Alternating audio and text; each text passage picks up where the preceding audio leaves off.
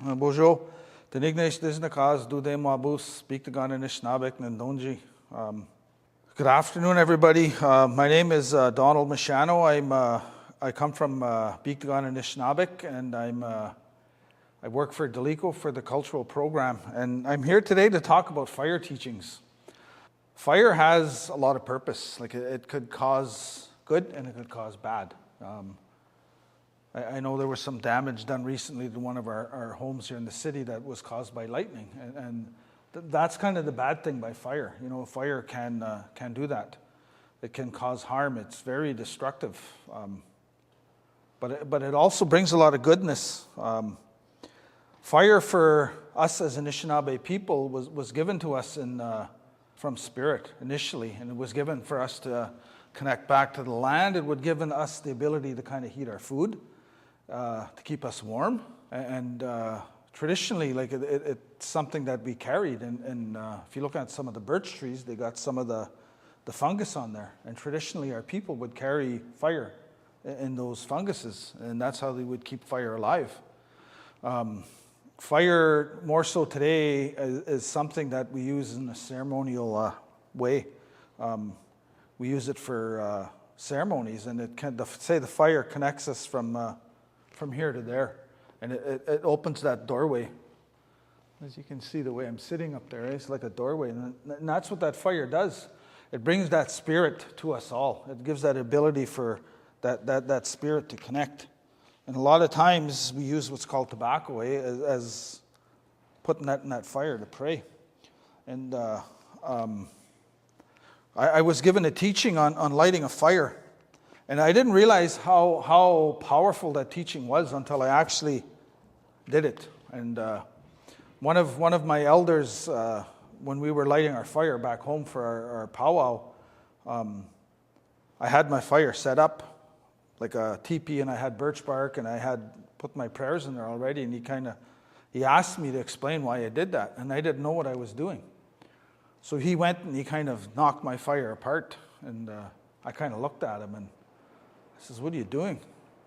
And then he explained to me, he says, when we do our fires back home, and I put this here, and I'm hoping no one takes offense for me using this like as a display table. But what he did was he talked about the teachings. He says everything comes in four. And he put his tobacco into the four directions. And he said prayers for that. And then when he went on to light the fire, he put 4 sticks down. And he said they're for the 4 directions. And he talked about the 4 directions, and he explained that. And then he went to the 4 elements in life, you know, our fire, our land,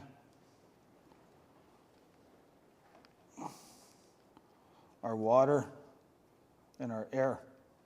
And again, he talked about that. And then he explained that. And then he went to the 4 races, you know, the 4 colors within the lands, our 4 races of people. And I miscounted, so I got to get 4 more. And then he talked about that, each of them, and he gave that teaching behind everything, And then he talked about our 4 elements there, our hearing, our ability to speak, our ability to see, and our ability to taste. And he explained that all, and he lit that fire, and it kind of caught. And I went to a ceremony, and they asked me to light the sacred fire, and of course I was late. I pulled in, and they had it the same way set up that I had it set up when the elder showed me that. And I asked him if I can take it apart, and he said, "Go ahead." And then I explained what he explained to me. And it was just like magic. There was only 16 sticks. And as I finished my teaching, I put the last stick down, and everybody looked at me like I was magic. You know, I wasn't magic, but it was the spirits, right? The spirits kind of touched that ability for me to do that teaching, and meant a lot. And I did this teaching with a group of kids. They asked me to speak with a group of kids about hockey spirit, right? Because they put a bid in for a marathon to be selected as a town for new hockey or something, and I did that teaching, and I just reflected it back to like their own teachings, the aggression, violence, the things that happen in hockey, like referees, family. Like I related all those teachings back to something that they had in hockey, and a lot of them kind of came to me after and kind of were kind of amazed at what spirit actually meant. And that's what that fire signifies, right? That spirit. A lot of times we can sit at a fire and we can feel so much negativity, but when we sit there, it brings so much out. Everybody feels that spirit. And fire has a different purpose for different ceremonies. Back home, when somebody passes, we light those fires for 4 days, and there's teachings that go with that fire for 4 days. And that gives us ability to kind of mourn and cry and laugh. And there's fires that just are simply for like when we light at the powwows, they have a fire that's there. And that fire is like a direction and like a guide. And there's a fire keeper there. And a lot of times, you can't just go and throw a log in a fire, right? When you see these sacred fires, because there's somebody there that's watching. And you might get a little backlash from somebody. So that's somebody's jobs. I know of a few of my chums, that's all they do, is their job is to keep a fire. And that's their sole responsibility. That's their sole purpose, is to make sure that fire kind of lives. We had a fire in our community probably 12 years ago. We lit that fire in May, and it went out in November. And they still talk about that fire today as one of the spirits that has helped people sober up and help people connect back to the land or connect back to who they were.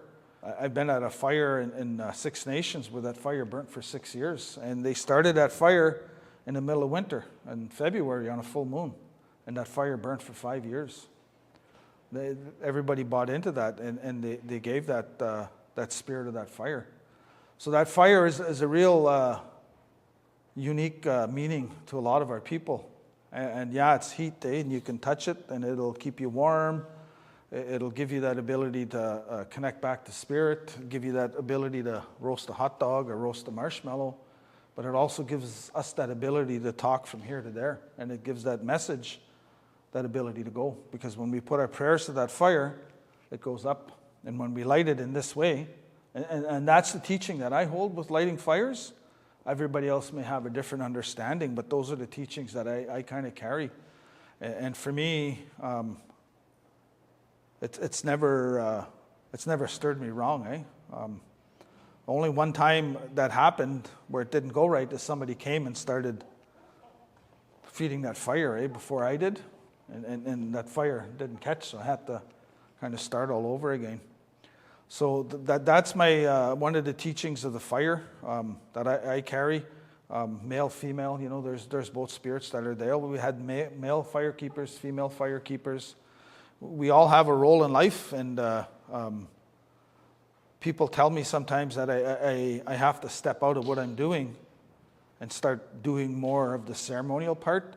But my job is this fire. A lot of times what I do, I've sat in snowstorms outside, being a ska base for the lodges, and that's before we had structures.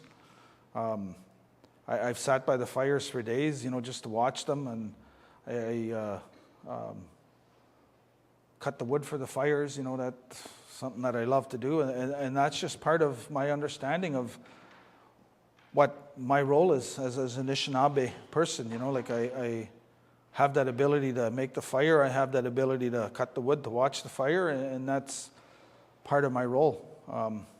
With that, I think that's what I can say for now, and I'll say miigwech.